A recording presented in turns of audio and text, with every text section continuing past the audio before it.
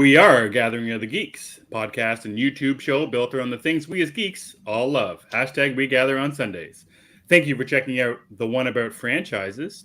I am one of your hosts, Emmet, and I'm joined by the Ted Lasso to my coach beard, Chris Evans. Chris, how are you doing tonight? Doing good. How are you doing? Doing good. I also just noticed that ever since you got that Batman hat, that's all I've ever seen you in. I think so. Yeah. You had the Joker one for a while. And then now it's just nonstop the Batman. I think I had the Grogu one when I was on your Friendly Neighborhood show with Lauren. Right. But I was missing the Batman. Oh, I was missing it, so it's back. It just hurts you not to be wearing it, eh? It does. I mean, it's gonna stay. It is what. Yeah. It's a good one. Yeah, that's right. It's classic for sure. I just want to say hey to everybody in the chats. Ian, how's it going tonight or tomorrow morning? Grabs, Eric, Lauren, thanks so much, and Cookie Monster as well. Thanks so much for checking us out tonight, guys. Chris asked, and Juan, he's always there. Good evening, everyone. Thanks, Juan. You asked me how I was doing off air right before we started, and I mentioned that it was the first day of spring. Man, I love spring. I love everything about spring because it says goodbye to crappy old winter. And just as ugly as spring can be because everything's melty and everything's dirty, the sun's out, and it's just one step closer to summer. So I'm feeling pretty good. I hate summer. Really? I hate summer. Well, in Texas, our summer it's 105 degrees normally. Sure. So I hate summer. I just look forward to it for the movies. But now there you go. They're spread out throughout the year, so I don't even get rid of summer as far as I'm concerned. Blasphemy. That's blasphemy. Well, we are going to have a lot of blasphemy tonight then. The spring, I'm not over the moon about either. Oh, really? It does rain more, which I like, but it also eases us Texans into that 105 degree heat that could just go away as far as I'm concerned. I gotcha. So I'm glad you brought up Texas, and this reminded me of something that my wife has been bugging me about the last little while, and she'll watch this later tomorrow or listen to it, and she's always wanted me to ask this, Chris, why don't you have an accent? Where is your Texas Southern hillbilly in quotations accent? I said in quotations. Okay, I'm not saying you're a hillbilly, but us Canadians up here, we think of people in Texas. I'm striving to become one. Okay. I'm working on getting a mullet going. No offense to people with mullets, by the way. I'm just saying. Hey, don't start this again. I was pissing redheads off last week. Don't be pissing off people with mullets. It's my turn to piss off people with mullets, I guess. Okay. I don't know. Some people say I do have an accent. I don't hear it if I do. But I don't know. Let's go Texas. We don't notice it up here, and she always wanted me to ask you, and I thought maybe it has something to do with the part of Texas you live in that you're not. Might be. Are you in the northern part or the southern part? Or northern part. That's what I thought. I thought northern maybe metropolitan area. That's what I thought. You're not the cowpoke country folk that we all assume people from Texas are when we live all the way up here. So yeah, exactly. I also don't own a cowboy hat, so there's that. Oh, okay. I thought that. Yeah, that's not mandatory. Like no. People think that Juan has a punk mullet, so some people born.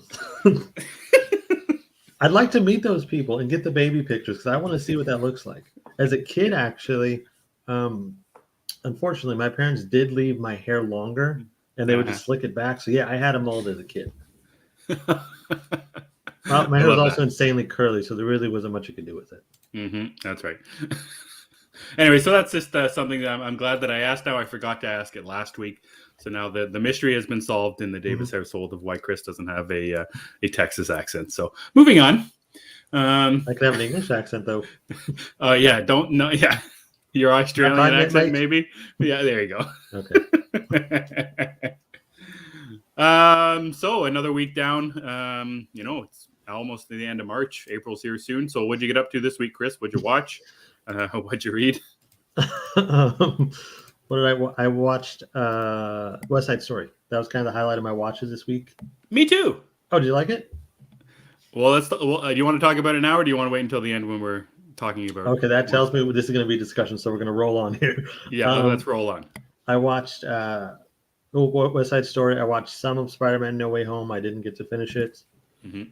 I watched a lot of Big Bang Theory. I kind of just needed a comfort show the other night, and I think I watched like 5 or 6 episodes. And that's always a good time. I love Big Bang Theory. I know a lot of people don't, but I'm a big fan of it. As far as reading goes, I know I read something. I caught up with the Moon Knight books. Yeah, you were. I think you mentioned to me a couple days ago that you were behind an Yeah, issue or two. I caught up with the 3 issues, 2 issues I was behind on that. And then I did read Sabretooth #2. I didn't get to the X Lives, X Deaths yet. I just haven't had time. That's over now, isn't it? Was it 5? Was it 5 that came out this week? Lauren, let us know in the comments. I thought I read somewhere that it was 5, and that was the end of the whichever one it was. I can't remember. Maybe I was wrong about that, but you might not be. I don't remember. It's just the schedule with those books is insane. It's every week, so you get behind, and you're just like, come on now. But I'm behind on. I did read Sabretooth #2, which is such a weird read. I mean, Sabretooth is not a character that you automatically think, man, solo book, need him. And the book kind of proves it. I don't need a solo Sabretooth book. I think I might be dropping it. It's just not amazing. It's good, but it's not something I need in my life. And also, to answer Lauren's question, I am in Plano, which is like a suburb, but I mean, I'm 5 minutes from the city. So Dallas. And yeah, Fan Expo should be cool as long as it goes according to plan. That one, it got canceled last year, yeah? No, it was on last year. It just happened so late, and it actually came back right in the height of another spike of the pandemic. I was like, I don't think I want to go right now. Plus, I think it was the weekend of my daughter's birthday, and I was kind of invested in the birthday stuff. Sure, that makes sense. Sorry, I can't go to your birthday party. I have to go do nerd things. I have to dress up as the Joker and spend 2 days around other sweaty nerds. Yeah, that's right. The sweaty nerds will make her understand, I can tell. I think so. But that's what I read. I read Sabretooth, Moon Knight. I think I only watched West Side Story and Big Bang Theory. I don't remember watching much else. I remember going through a phase where I watched pretty much all of Big Bang Theory up until or whatever was on my streaming service.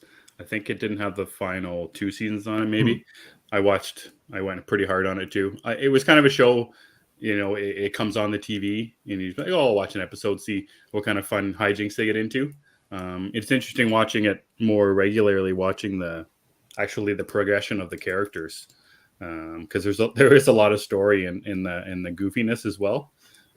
Stuff with Howard and his mother and the stuff with the comic book shop, which is always funny with Stuart there.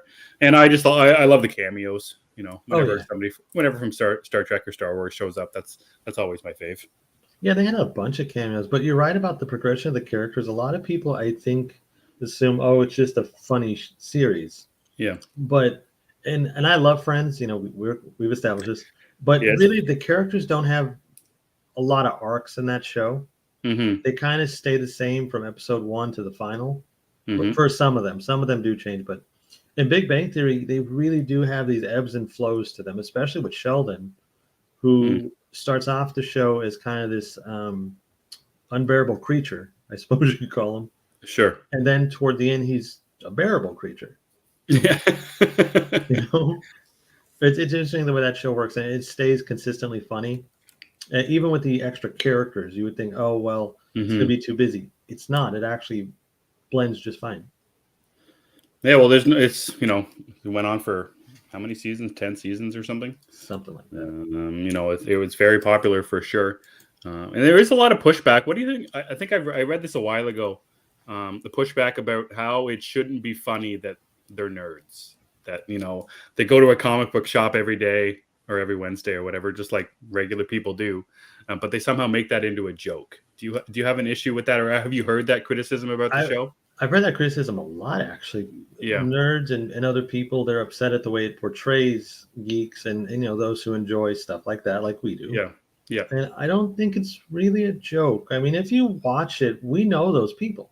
Yeah. We are those people. I get compared to Sheldon pretty often. Sure. The 2 comparisons I get are Ross and Sheldon. So, I don't have a problem with it, but I've seen the criticisms. I don't really agree with them. I think that I appreciate the fact that they're trying to protect that kind of thing. Like, hey, it's not supposed to. We're not jokes. I get That's it. right. But if you can't laugh at yourself, I mean, what's comedy for? Well, yeah, and they're like over the top, oversensitized versions of us too. That It's too. like, like it's just it's the one next level. I'm sure there are people who are actually like that. But it's mostly characters. Exactly, they're characters in a TV show. You shouldn't obviously take it Characters too like serious. you go to the mall. They go, Caricatures, yeah. yes. Oh, okay, caricature. I can't pronounce it. I got you. Yeah, so I get that, but at the end of the day, it's just it's good fun. And like I said, I'll take the cameos. Specifically, I forget if it's the bachelorette party for Howard. I can't remember, but it's one where LeVar Burton is there from Star Trek and Brett Spiner are there from Star Trek. And LeVar Burton doesn't want to sign anything, I think, for Sheldon. But then Brett Spiner is okay with like selling action figures out of the back of his car. He's just trying to do anything just to make a buck. And and just as the main characters in the show are caricatures of themselves, the cameos are also that. Yeah, like Will Wheaton. Exactly, Will Wheaton. Or there's the one scene where they go to James Earl Jones and Sheldon go to Carrie Fisher's house and knock on her door, and James Earl Jones runs away, and Carrie Fisher comes to the door with a bat in her hands. Like, I just thinking about that now makes me laugh so hard. But like that's not real. That's not the idea of what the show is. And the stuff like TV series. Yeah, and like Stephen Hawking, talking shit and telling jokes and stuff. That's the kind of stuff I'm here for, and the kind of stuff that I enjoy. If it was an HBO Max series about like an HBO Max version or an Amazon version of The Big Bang Theory where everything is meant to be serious, sure, I would get the criticisms, like those kinds. Sure. Like if you don't like the show, I totally get that. That's fine. You're cool with me. But the people who just attack it, they're making fun of us. Right. I mean, it's their elevator didn't work for like 10 years. That's not realistic. It's Sure. Yeah, and I get it's not for everybody. Like there's certainly a different, it's a certain brand of comedy, but I like it for the nerd geekiness of it. Yeah, like for sure. Ian's not a fan, Cookie isn't, and that's cool with us. Oh yeah, Bob Newhart. Oh yeah, it's Professor Proton. And then when they had Bill Nye come in, and they were kind of feuding together too. I forgot about Professor Proton. Yeah, so good, so good.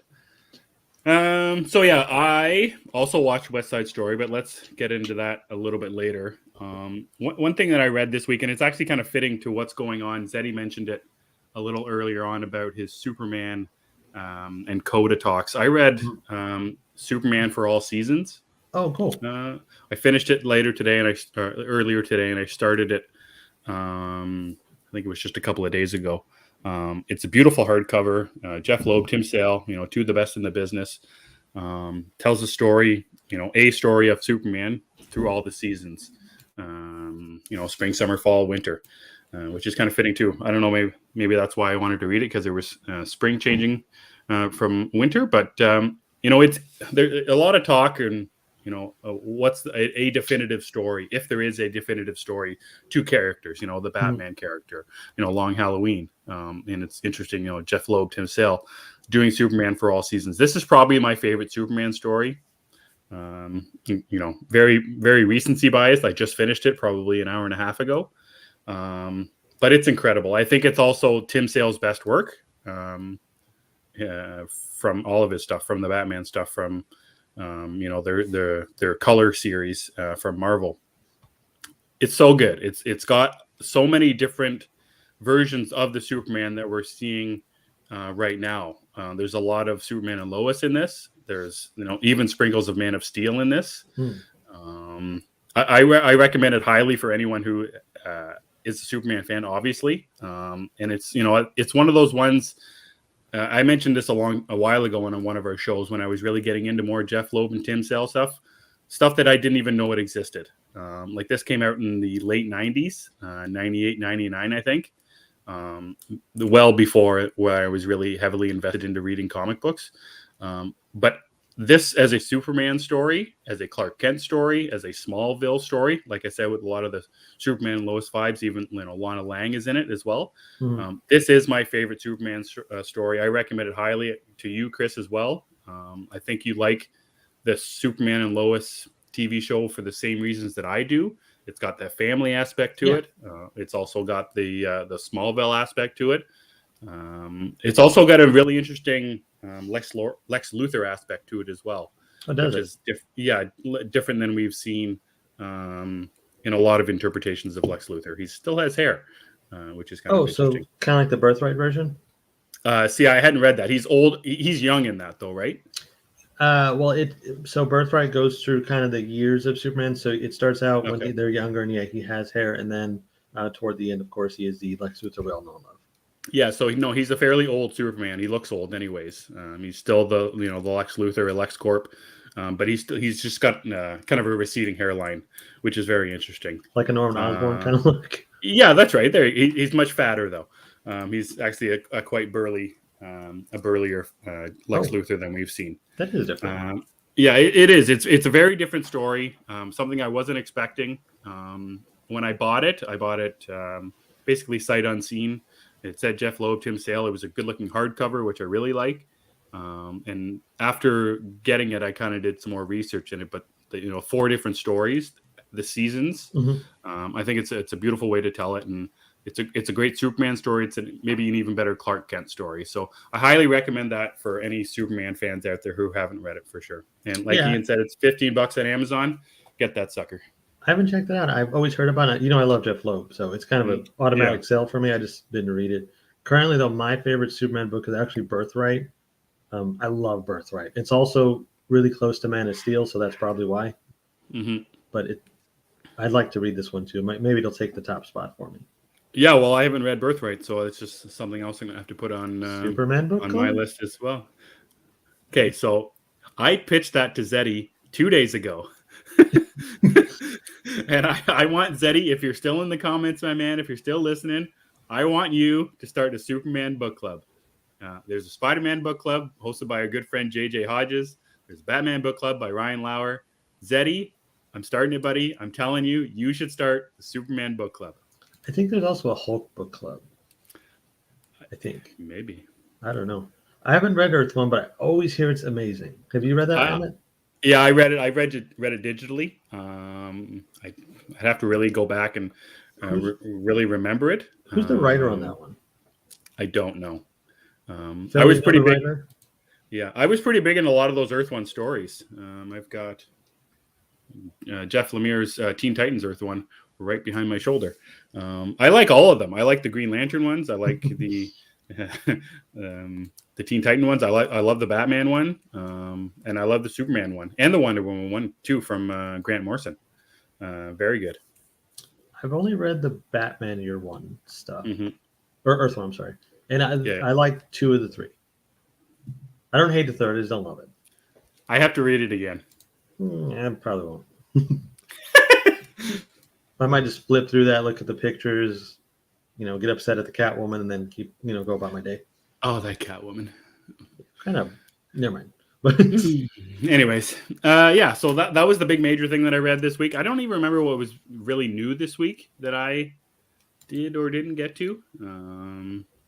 That's a good idea too. Lauren has a great idea. I can't remember now. A super book club. A super book club. It needs to be done. I think it'd be fun. So that's what I read this. Yeah. So that's what. Yeah. Exactly. We got to get through 9 more months of Saga, man. Come on. Or less, depending how we go through it. I know we're gonna have to punch it up next after our second go through. We got to get through them a little bit faster. It's gonna take too long. Everyone's itching, I think.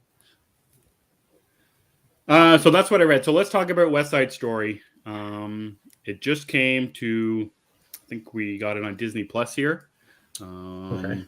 So I just watched it, not last night, but that would have been the night before, Thursday night. Heard a lot about it. Knew nothing about West Side Story beforehand. I tweeted out after I watched it that I thought it was a happily ever after story. I thought that Tony and Maria were gonna, walk off into the sunset holding hands and break all the boundaries in the world and live happily ever after. Spoiler alert, that's not the story of West Side Story. There is no happily ever after. Yeah. Yeah. Did your version have Optimus Prime in it too? Yeah. Yeah, that's what I thought. Stops the conflict between the Jets and the Sharks. That's right. He just like rolls out, literally rolls out. Rolls it's out. like, calm down. Everybody calms down. Calm down. That's right. That's what happened. So the movie, I liked it a lot. I thought it was too long, but it's one of the things it cemented for me was that Steven Spielberg is the greatest director of all time, and there is no question about it in my mind whatsoever. The shot selection, the camera work, the movement of the camera, this being his first musical, he was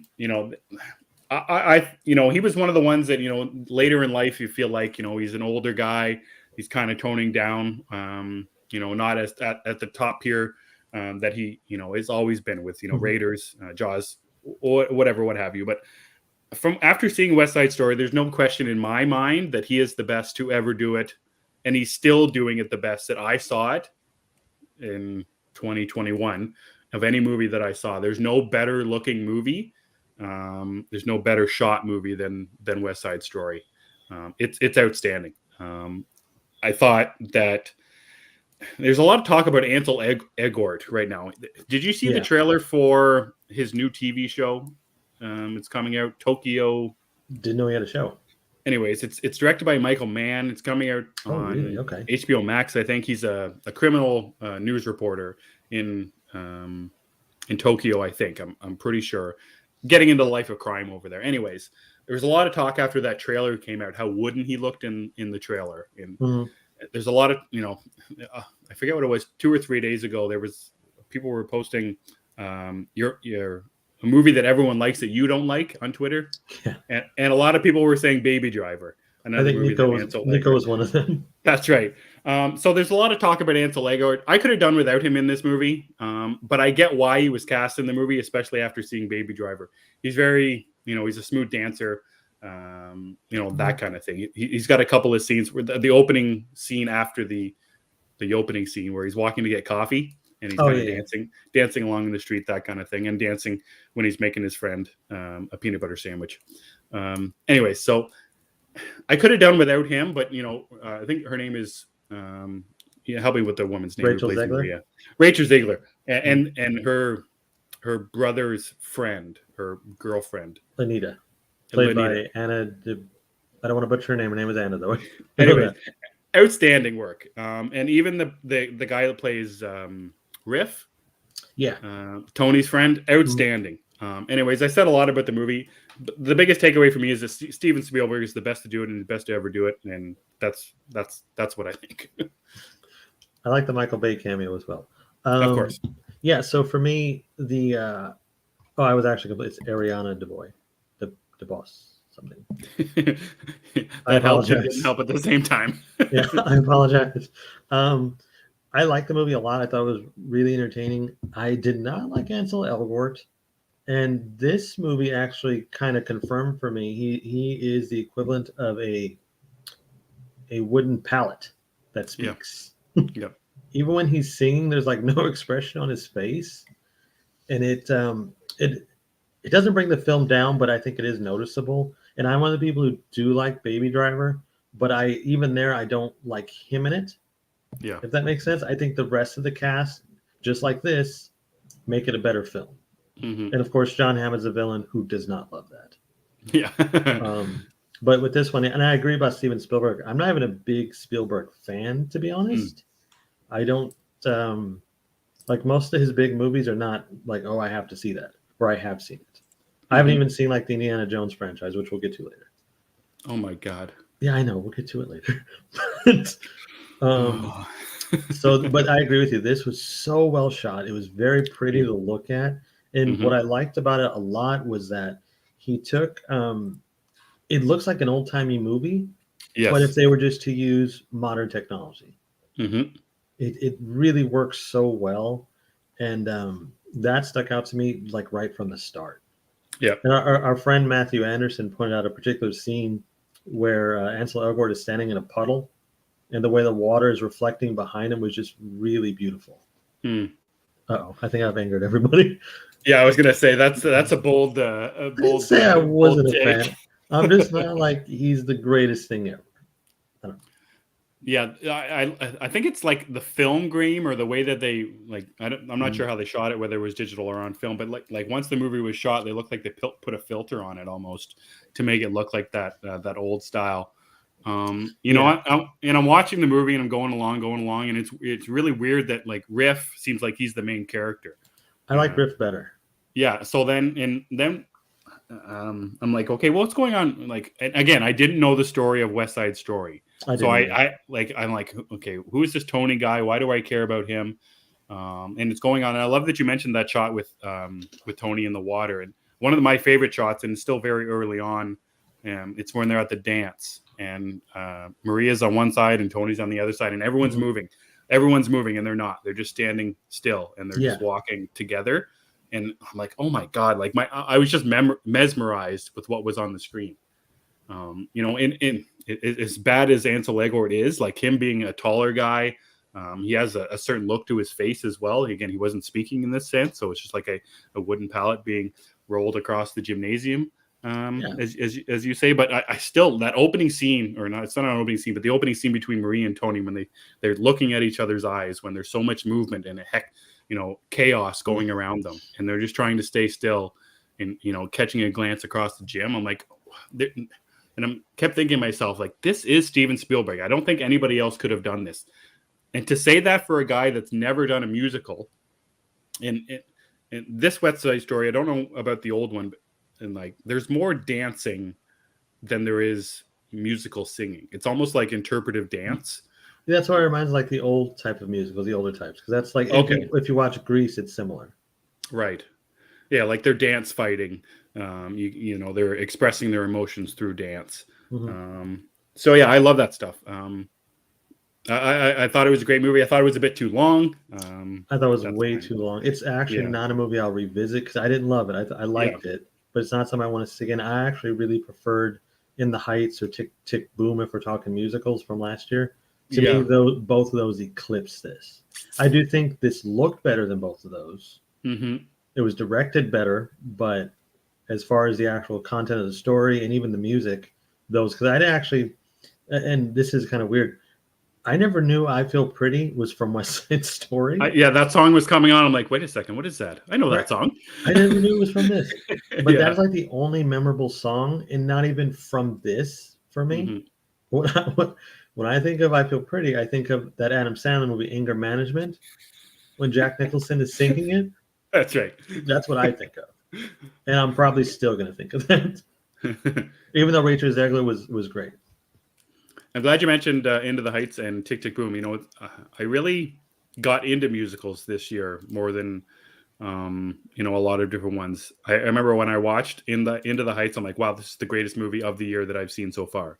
And then I watched Tick Tick Boom and I said, wow, this is the greatest movie I've seen this year so far. And then seeing West Side Story, it's one of the best movies that I saw from last year. It came out in 2021. I don't know if there's a resurgence of musicals right now, but I'm here for it. I never knew that I loved them so much. Every few years, I feel like we have a bunch of musicals in the same year or the same 2-year period, and then they go away for a little bit and they come back. Like, I don't think we're going to have a musical this year, unless I'm mistaken. Yeah, I wonder about that. I think Wicked is getting an adaptation. Maybe I'm wrong. Oh, yeah. I would watch Wicked. For sure.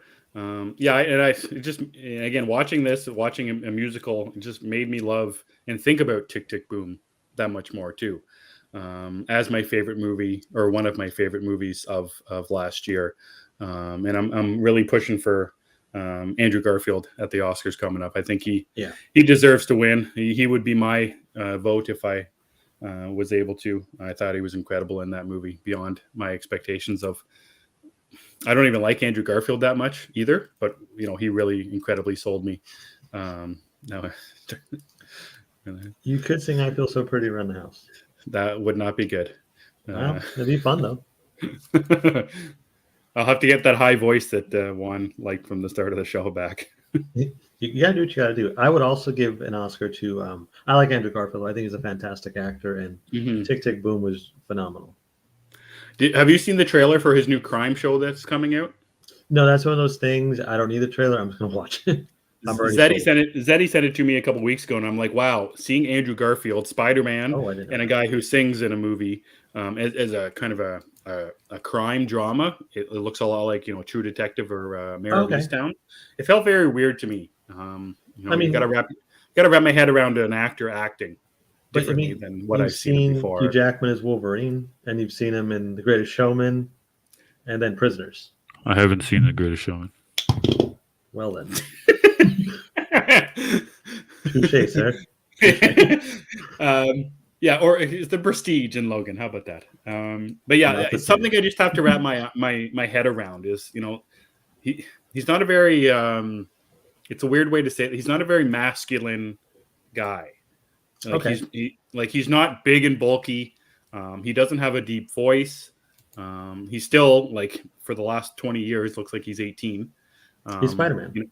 Yeah, exactly. He's a younger looking guy. So seeing him as like a detective in this show, I don't remember what it's called right now, but it's interesting. See, and La La Land, Lauren mentions it there. I really want to see La La Land now. Have you seen that?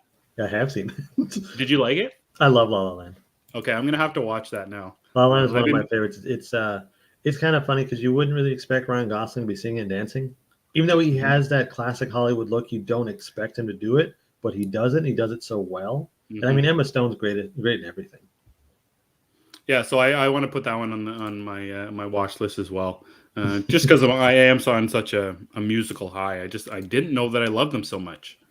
I remember I was watching Into the Heights with my family, or my son was watching it, and there's that scene where I can't remember his name and I can't remember her name, but they're on the side of the building and they're like walking up the building, and like it's those out of body experiences that musicals have, and my son's like, what's happening here? I'm like, son, I can't really explain it to you. It's just in musicals sometimes they do weird things and you just kind of have to accept it. Cinema is happening. Yeah, that's right. So I love that stuff too, the otherworldness of a musical. You might love Moulin Rouge then. Yeah, does it have that stuff? It is wacky. Yes. That's also a Baz Luhrmann movie, which is just like guaranteed crazy stuff. It's also really, really good. Nicole Kidman's fantastic, and it has Ewan McGregor, and one of my favorites, who's underrated, John Leguizamo, is in it as well. I love Frank's comment here that the only musical he's watched is The Birdcage.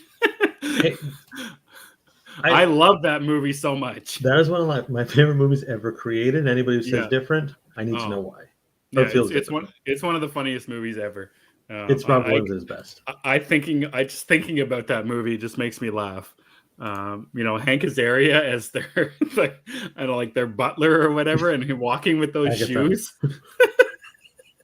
Chicago was good too. Chicago's another one of those, but I think Chicago's more serious. If I remember, it's been a while since I've watched, but I think it's more serious, isn't it, Grabs?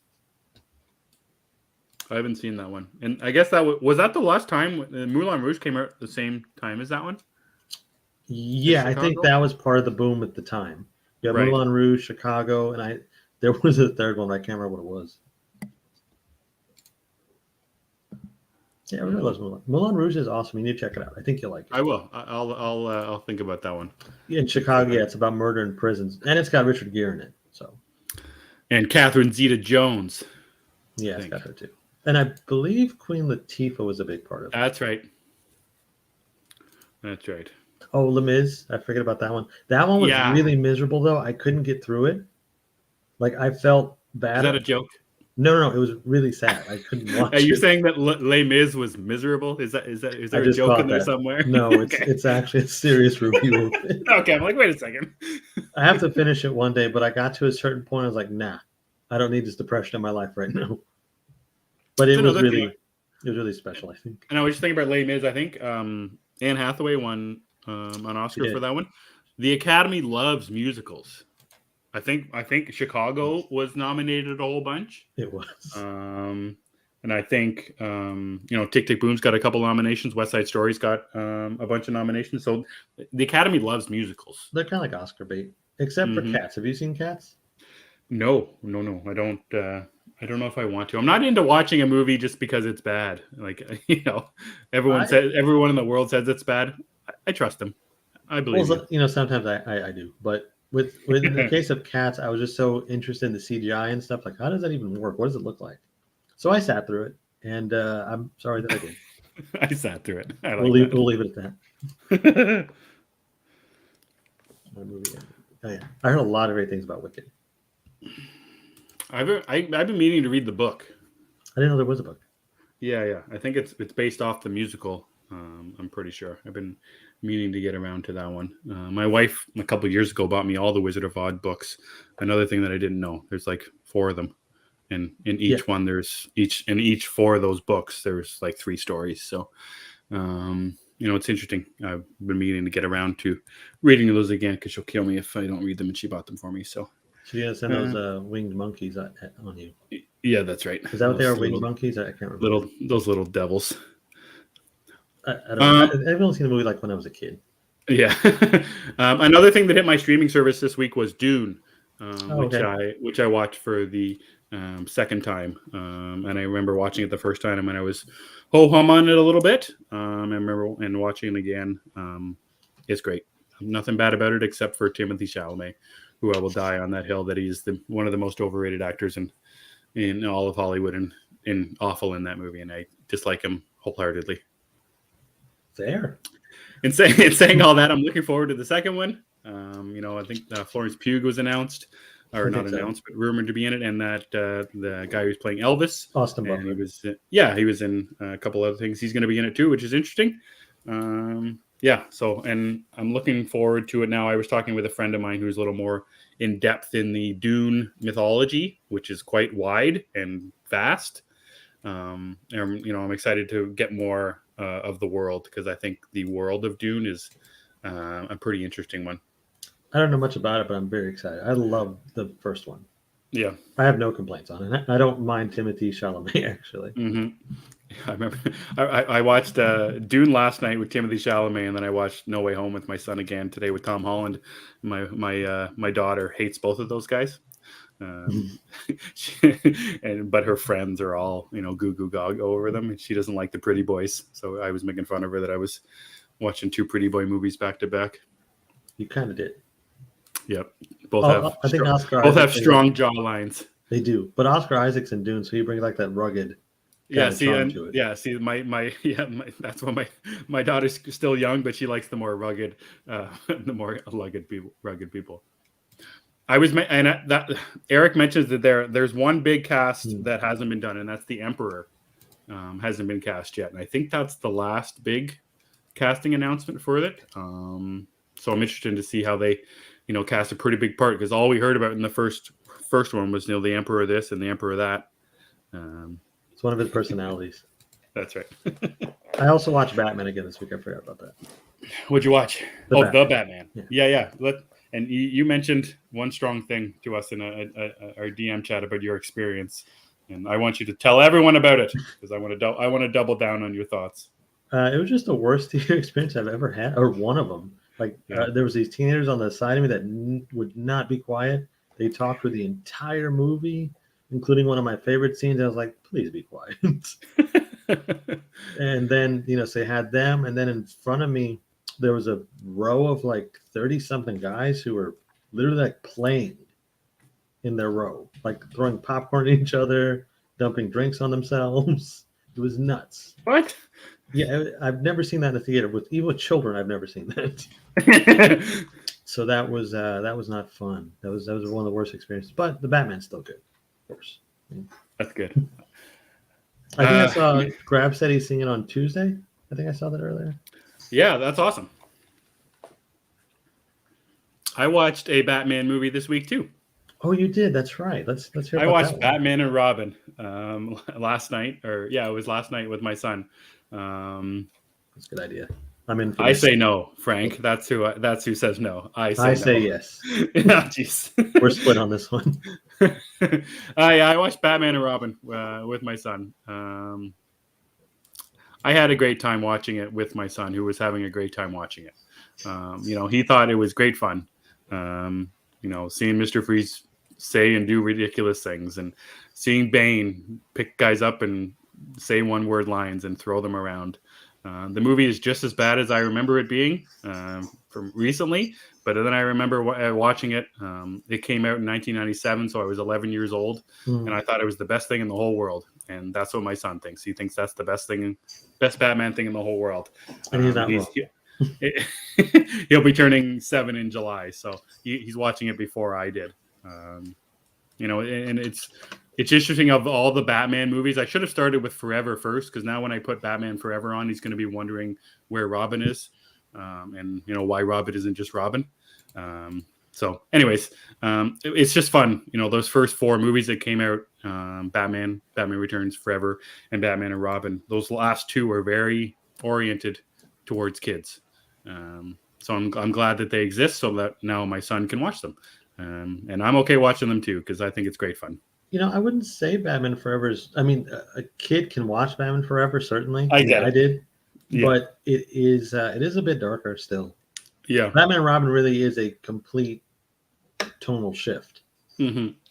It's a cool shift, if you will. Yeah, thanks for the Eric as nice. Well. Yeah, very nice. Good. All right, guys. So that's what we watched, what we read this week. It's good to be back in the swing of things again. I mentioned it a couple weeks ago where we were kind of fully invested in the Batman, but we're branching out, doing, reading, watching other things. Are we? Yes. Well, some of us are, Chris. I think are you going to see the Batman again? I don't know. It depends if he asks me to. I like that. Just comes out every once in a while. Mm-hmm. Yeah. All right, guys. So let's get to the poll that we had up on the account last week. And Chris was busy building his Howard the Duck cosplay, so he was a day late, but he was not $1 short.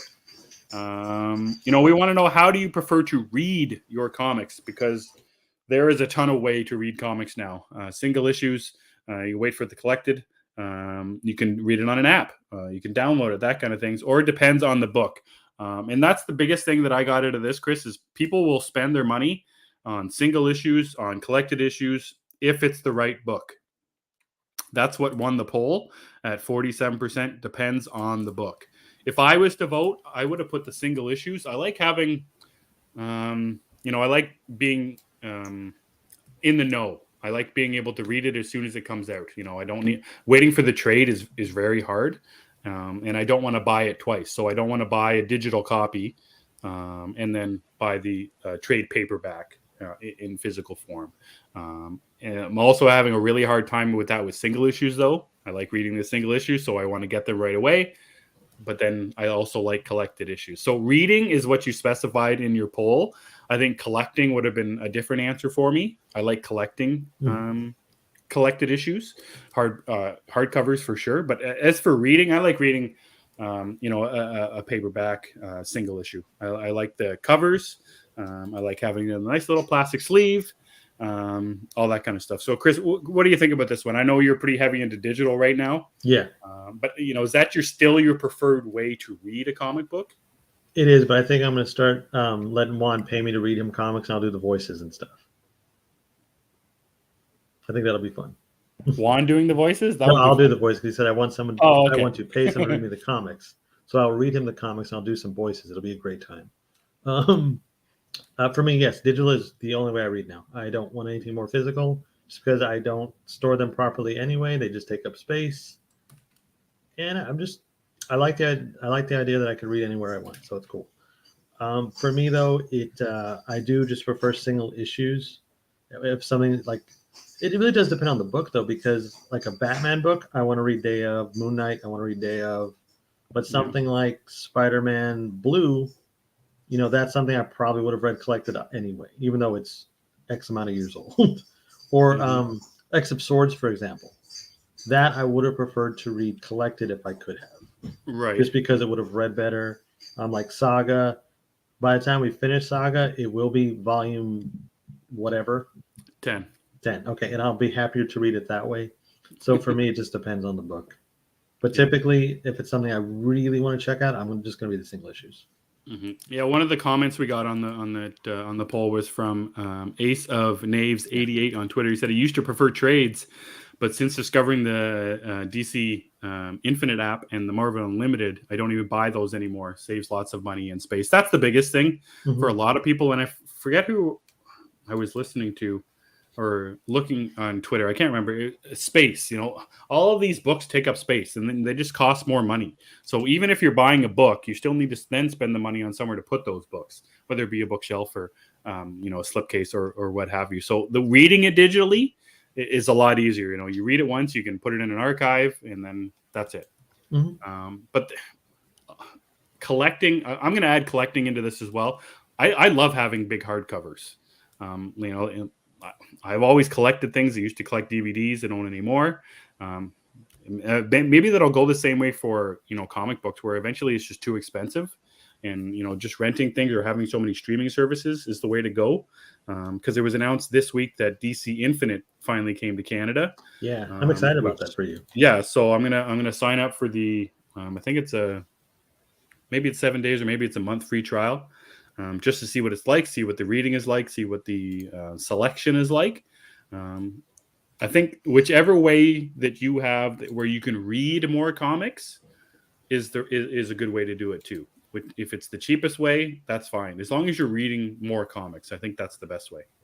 Hashtag read more comics and stop gatekeeping. That's right. Just saying. Yeah, don't just read Batman comics. Read all comics. Could though. I mean, read what you want. Sure, you could. You can read whatever you want to read, but there's a vast array of comic books out there that I have learned that. Yes. Yeah, need to be read. Yeah, I forgot what the name of that series I showed you. I think Lauren even tweeted out. I got to get that when it's finished. Oh, Bylines of Blood? Yeah, I need to get that. I just like the title, and the covers look cool. So when it's done, I'm going to pick that up. So I guess there's an answer to the poll too. Yeah, it depends on the book for sure. Depends on covers as well.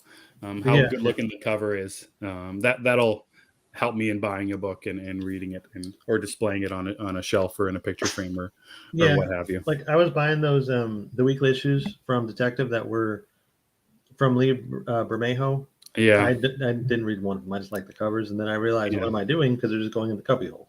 Yeah. I went down that rabbit hole earlier this week too. I went to my comic shop. I went online. I'm like, okay, which Detective Comics do they have with the Bermejo variants? I'm like, okay, if I get all of them, I think they're $5 or $6 each. He's done, done 25 or 30 of them or whatever. I'm like, okay, I can't do that, but I really want to because he's almost done. Almost, yeah. He's only got I think he's only got 2 more to draw or 1 more to draw, and I think it goes to whichever. I don't know. I can't remember. He's almost done. So it'll make me sad because I love following on Instagram. I love seeing the releases. I love seeing his work. We don't see much of it. He doesn't do any, regulars or regular monthlies or anything. I mean, he hasn't done anything since. I don't know what I think he did that Batman World book. Yeah, he did do that. Sure I'm not sure if he just did the covers for it. I'm not sure if he did a story, but I wish he was doing more. I'm hoping he'll have more time to do something else if he's not doing just detective covers. Because I wish he would do more. I wish there was more Lee Bermejo coming out. I like what Frank says here. I also sell comics to buy more comics. So in that sense, I'm wasting my life. I don't think he's wasting his life though, but this is a great way to do it because a lot of us like a variety of comics, or even if you only want to buy DC or only Marvel, that's still a lot of books per week. And this seems to be a great way to kind of recycle that money and just keep it going. So, also, if we're going to talk about budgeting, this is a plug. Check out Granite's channel for the comic budget thing he does. It's really cool. Yeah, and Lost in Comics did a show just this past Thursday about budgeting as well. It's an important thing because you can really get lost in comics, just spending so much money on comic books. And there's a tricky way of doing it, like buying comics to collect them, buying comics because you think they're going to be worth something, or just buying comics because you like that comic book. And that's kind of where I'm at right now. I don't buy anything that I'm not 80% sure that I'm going to like. Like I said, I bought Superman for All Seasons pretty much sight unseen, but Jeff Loeb, Tim Sale, that seems good enough for me. And that's kind of the way I do it. And I try to do it with, indie comics. It can be harder. There's a lot more indie comics with a lot more variation of writer and artists. That's where the single issues come in hand with the nice, pretty covers that look good and say, okay, let's give this one a chance. I agree.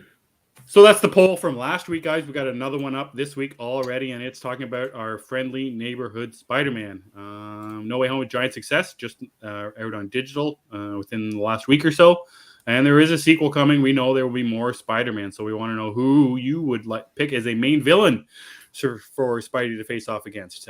We got a new Green Goblin, Kraven the Hunter, a new Venom, or other. We know Kraven the Hunter is coming, but a new Green Goblin, a new Venom. Interesting thought about that new Venom, Chris. How come not an old Venom? How come not Tom Hardy's Venom? I don't know if that's a spoiler. That's why I wasn't sure if that'd be a spoiler. I don't think so. Well, he's in the Sonyverse. Right, there's a Sonyverse, there's a Marvel MCU. Oh, the multiverse is all bunged up. Well, yeah, but I would imagine that they're going to do their own Venom. I would think. That's fine. That's fair. We'll see. Maybe Morbius will have some answers about that. Yeah, well, Spider-Man's got, if not the biggest, close to the biggest rogues gallery out there. So there's not a lack. Him and Ben are about equal, I think. Yeah, so there's not a lack of people to choose from. It's interesting when you think about all the major ones. A lot of them have been done. Green Goblin, Octopus, Venom, lots of them. Sandman. So it'll be interesting if they kind of go the deeper cut route, and maybe Kraven the Hunter is one of them. I think I like that pick on the poll that you put there. I like that idea too, actually. That's probably what I would go with. All right, guys, so hit us up on our poll. Make sure you go to G of the Geeks on Twitter and get your voice heard in the comments. Are also nice too, and we'll read them right here on air. So the main topic for this week, we want to talk about franchises, but not the normal franchises, not the Batman franchise, not Star Wars, maybe the kind of the undercut one. So Chris has already said he hasn't seen Indiana Jones. You haven't seen a single one? I've seen the first one. I've seen the last one. Like Kingdom of the Crystal Skull? Yeah, I've watched that, and I've watched the first one. Okay, so you've still seen them. That's okay. That's good. So aside from the geeky stuff, there's still a lot of franchises out there. Franchises are still big and in. So obviously James Bond is a huge one for you. Yeah. I wouldn't consider that one a geeky one because my mom watches James Bond. So what are some of your faves?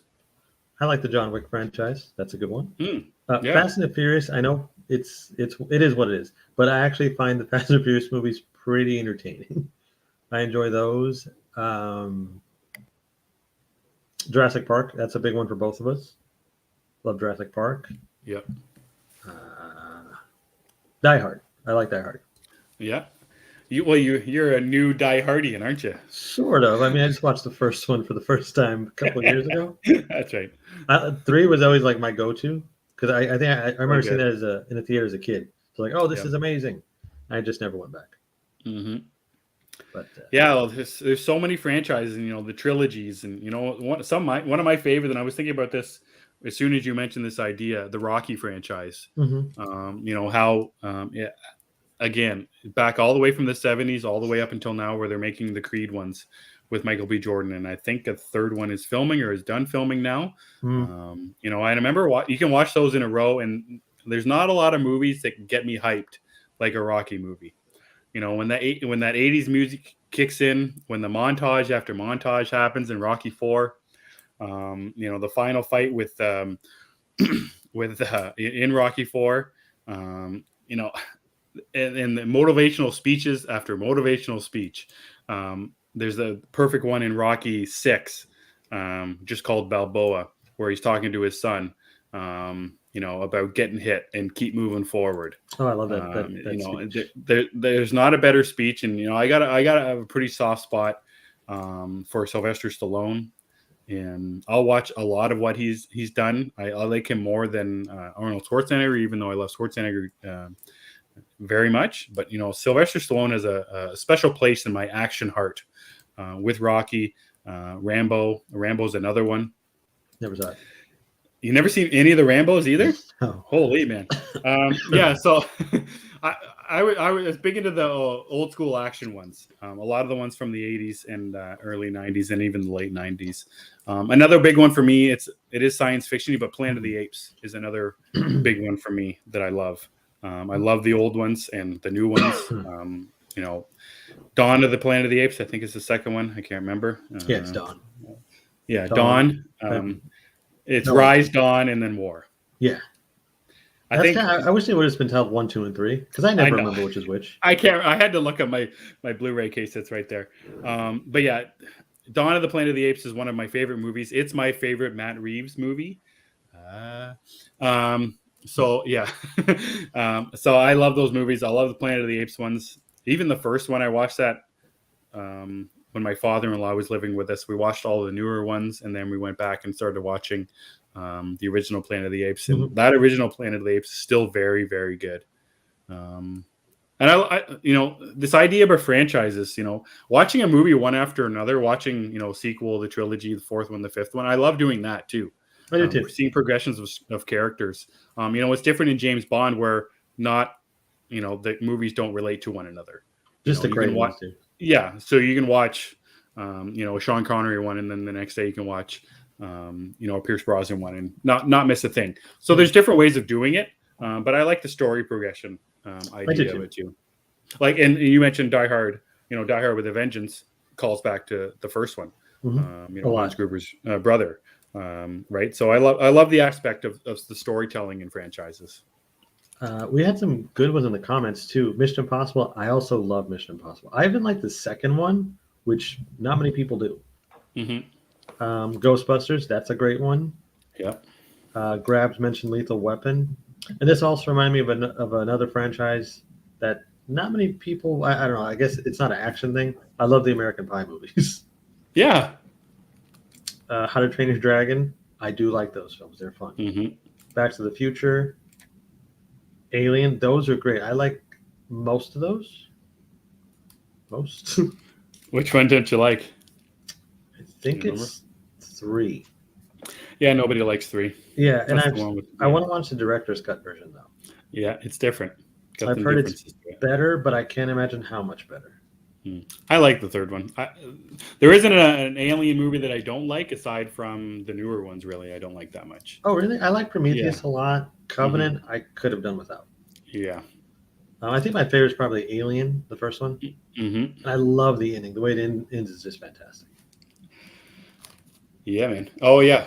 Man, there's comments are popping off. People. Toy Story, another great one. Mad Max is one I saw in there, too. I'm a huge fan of the Mad Max movies. Fury Road's one of my favorite movies ever. I'm with you, Cookie. I've got a soft spot for number 3, too. Maybe I'll rewatch it, but I do like those movies. The funny thing is, I hadn't watched them before, and then when Prometheus was coming, I was like, okay, I guess I got to watch all these to understand Prometheus. So I did, and then I didn't have to. Nope. But I didn't regret it. I mean, it was a good time.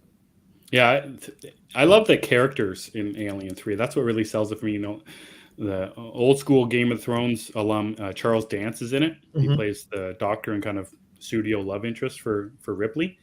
I love the characters, and you know, some of the worst people in the world. Obviously, it's like a Earth or a planet jail full of rapists and murderers and all that bad stuff. But you know, the idea of ending up caring about these characters, which I did, is pretty good. You know, it's early David Fincher as well. I think it's his first movie after only directing Michael Jackson music videos for MTV. So that's a pretty wild thing just to see his progression as a director. Austin Powers is another one. Oh man. The Oceans franchise. I like. I don't like the second one, but I like the other ones. I even like the. I think it's Ocean's 8. I thought was fun. That's the female one, right? Yes, I thought that. I haven't seen that one. I liked it. It's not. I mean, it's not as good as the other ones, I think, but it's still pretty good. It's, you know, it's funny we're mentioning a lot of these ones, and at least one out of every movie franchise has some kind of dud in it.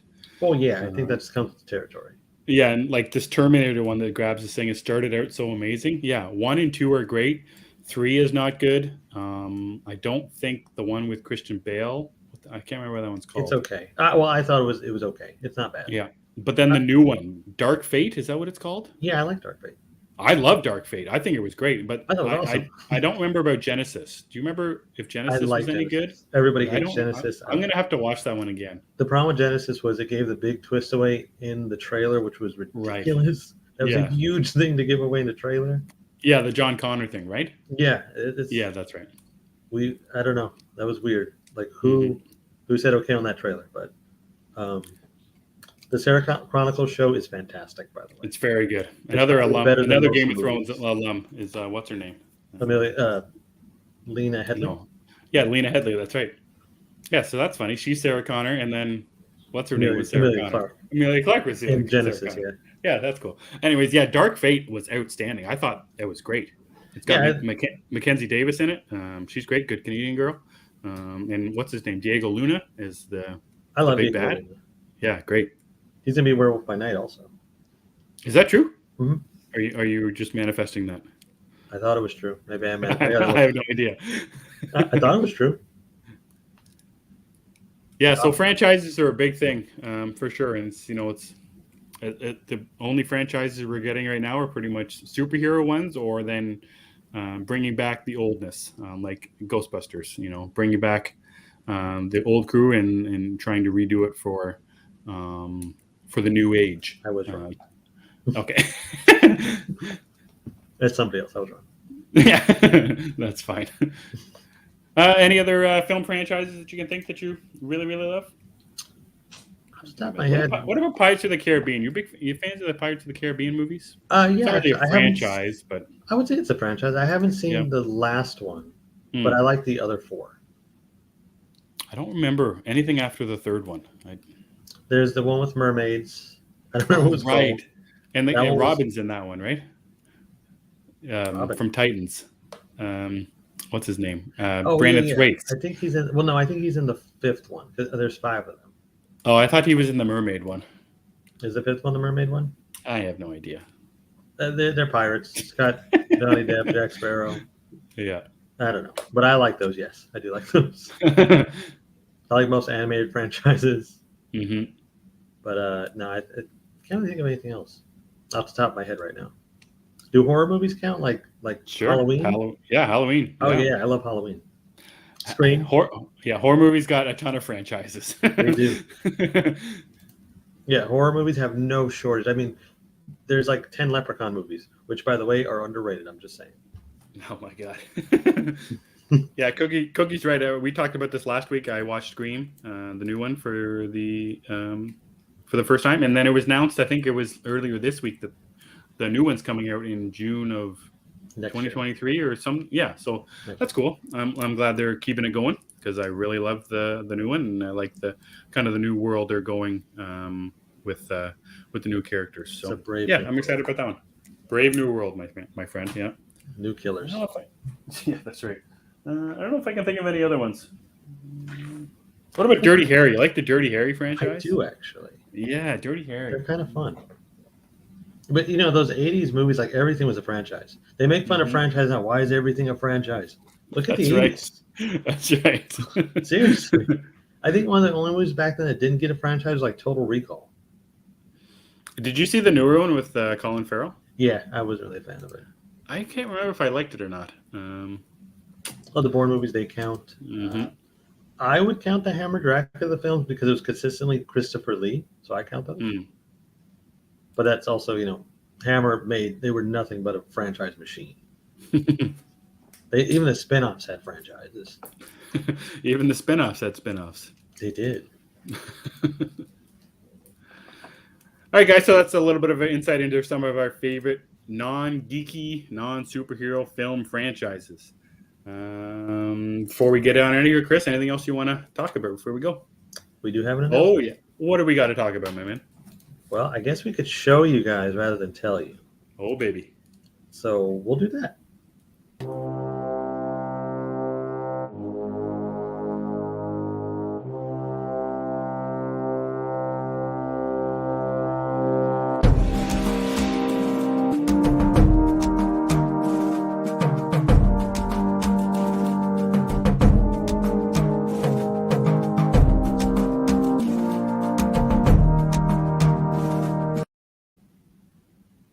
That's pretty classy. That was good, Chris. Not bad, my man. Not bad. So what is it? What are we doing? So we're going to have a Moon Knight podcast next month, starting next month. We're going to review every episode of the Disney Plus series. And it's going to be with our friend Aaron, who is in the chat right now. Talk about the Hans Zimmer score. Yeah, so we'll be doing that. It comes out on the 31st. We will be recording on Friday our time, and we will have the episodes aired on Tuesday, I believe, wherever you get your podcast, guys. So we're going to have deep thoughts, and we'll be reviewing every episode thoroughly. I will be pretty much just the moderator. And just letting Chris and his friend Aaron just really go nuts about Moon Knight. I can't wait to talk about it with those guys. I can't wait to watch it now. It's probably going to be one of the only Disney Plus shows that I watch twice as ongoing, just so I can know all the questions to ask Chris and Aaron, just to get the most out of them. So I'm excited for it. I'm excited. Yeah, that's right. I'm excited for Moon Knight, guys. I hope you guys are too. So that's a good reason to be subscribed to our podcast, and it's anywhere you get your podcasts. And yeah, we'll be going to talk about Moon Knight every week for the 6 weeks that it's out. I think they're still doing one at a time. Do you know? Yeah. As far as I know, it's one at a time. Because I saw this week that the reviewers had 4 episodes to watch. So I was wondering if they were going to kind of do 2 at a time, 3 at a time, 4 at a time. I don't really know, but I think just 1 at a time. Yeah, now. They're about 40 to 45 minutes long, so it'll be 1 at a time as far as I know. And they will be spoiler reviews, but since it's on Disney Plus, that gives everybody a chance to watch it. Plus, like Emmet said, it won't be on and it won't be available till like Tuesday anyway, which gives everybody time to watch it should they want to, and then listen to us ramble about it. For sure. And I'm sure we'll have kind of our non-spoilery thoughts for the first episode, maybe on one of our Sunday shows, just to kind of give it a little breath there too, guys. So yeah, we're excited about that one. We hope you guys will check us out on our podcast only feeds every Tuesday. That's when our audio only stuff drops. It's going to be fun, mate. Yep, it sure is.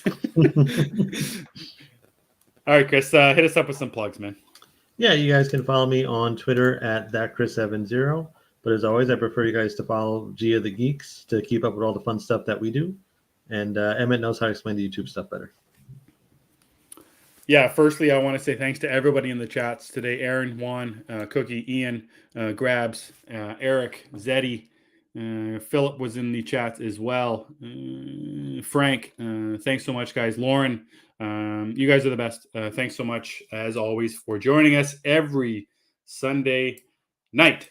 You can follow me on Twitter at EmmettDavis7, but like Chris was saying, make sure you follow us, the account at Gia the Geeks on Twitter. And if you're watching right now, make sure you hit that like button and you are subscribed to this show. I think that's everything. In saying all that, for Chris, I'm Emmet, and we gather on Sundays.